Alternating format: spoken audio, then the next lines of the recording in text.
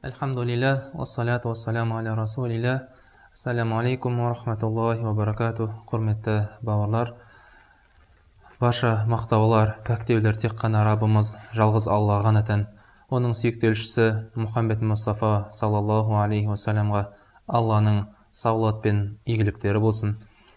Жалқаулық мұсылманның бойындағы бұл бір індет, жалпы бүкіл адамзаттың бойындағы індет.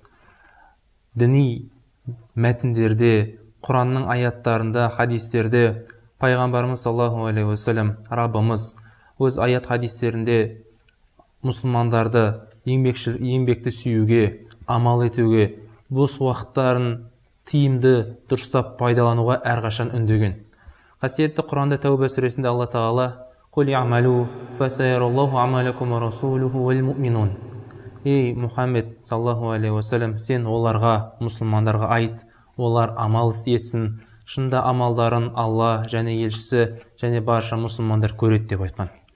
Бұл да бір Алланың, Раббымыздың Тәубе сүресінде барша мұсылмандарға пайғамбарымыз саллаллаху алейхи уассалам арқылы үндегені, яғни оның бізге деген амал етуге, бос уақытымызды тиімді пайдалануға, әр нәрсенің қадірін білуге бұйыруы.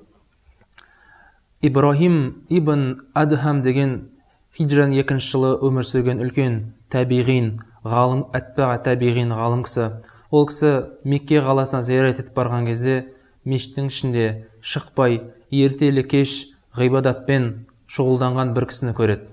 Сонда сіздің бұл жайыңыз қалай деп сұрағанда, әлгі кісі: "Мен", дейді, пәленше деген Ибрахим ғалым, "мен айдалада, сондай бір шөл далада, сахарада жатқан құсты көрдім", дейді.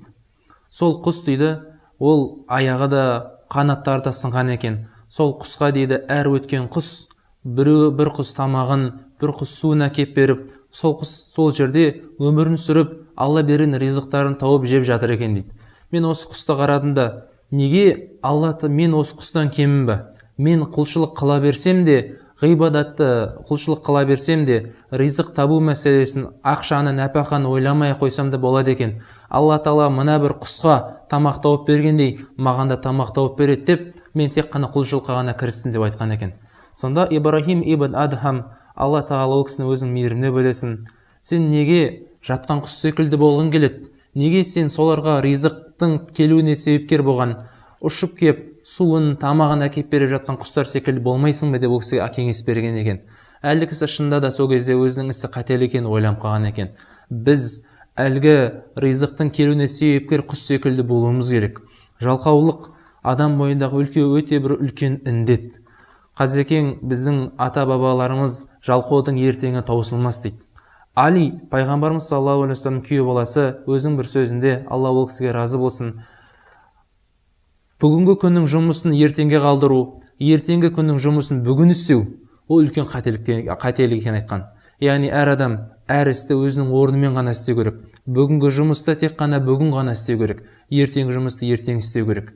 Біз ойға алған жұмысымызды бүгін істеуімізге міндеттіміз. Алладан бүгінгі ризығымыз бар ма, оған шүкір, қанағат деп, ертеңгі бір жылдық ризқыны талап етпеуіміз керек. Алла да бізден ертеңгі құлшылық талап етпейді, тек қана бүгінгі күнгі ғана құлшылық талап етеді. Бір күні пайғамбарымыз саллаллаху алейхи уассалам бір кісі, ол кісіге амандасқан кезде, қолында көп бейнет жасаған кісінің қолында көп жұмыс жасағаннан кейін, қолы кішкене қатыңқырап, кішкене қолында басқа бір іздер білінгеннен кейін, оның қол қаттырақ болғасын пайғамбарымыз саллаллаху алейхи уассаламға қол ұстасып амандасуға қысылған екен. Сонда пайғамбарымыз саллаллаху алейхи уассалам ол кісінің жүзінен қысылғанын байқап: "Сен неге олай қысылдың?" деген кезде, "Ей Алланың елшісі, менің қолым осындай жағдай болды. Мен күнде өзімнің отбасыма тамақ тауып берейін деп отын шауып айналысқаннан кейін, менің қолымда осындай бір балтаның, отының іздері қалып кетті" деп айтқан кезде, пайғамбар саллаллаху алейхи уассалам шынында бұл қолды Алла және оның елшісі жақсы көреді деп айтқан екен.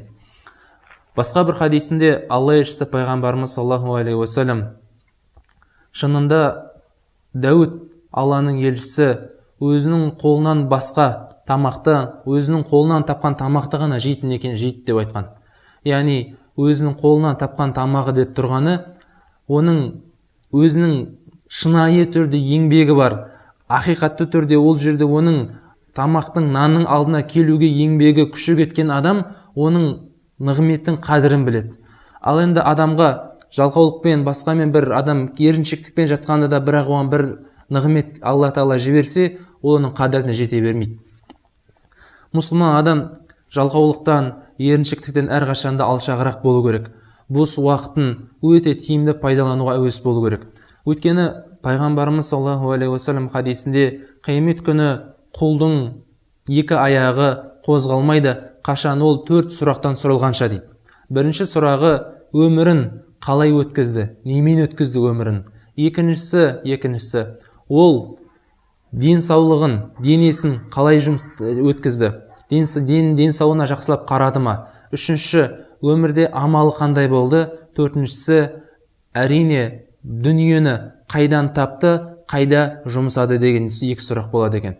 Міне осы жерде пайғамбарымыз саллаллаху алейхи вассалам 4 сұрақтың бірінде бір нәрсеге, біздің тақырыбымызға қатысты бір түйінге жақсылап тоқталып кетті. Ол да болса әрине өмірін қалай өткізді. Өміріңізді құр жатып өткіздіңіз ба?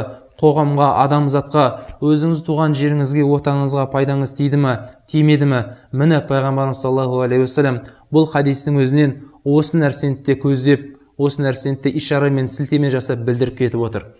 Өйткені пайғамбарымыз саллаллаху алейхи уассаламның сөздері қысқа ғана болғанмен көп мағынаны қамтитын ерекшелігі бар сөздер. Пайғамбарымыз саллаллаху алейхи уассалам басқа бір хадисінде «Ниъматан мағбунун фихима катирун минан нас, ас-сиххату вал фирағ».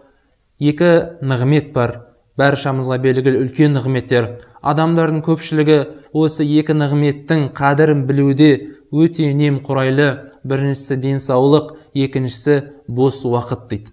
Міне пайғамбарымыз саллаллаху алейхи уассалам бұл хадисінде, яғни азғантай ғана адамдар бар, денсаулықтың да, бос уақыттың да қадірін білетін деп жатыр. Хадисте пайғамбарымыз саллаллаху алейхи уассалам бүкіл адам деген жоқ, адамдардың көпшілігі деді. Олай болса, бұл хадистің мына жағынан бір түсінетін нәрсе, аз адамдар бар, денсаулықтың да, бос уақыттың да қадірін білетін. Міне сол аз адамдардың құрамында болуымыз әрқашан бізге тиістіміз.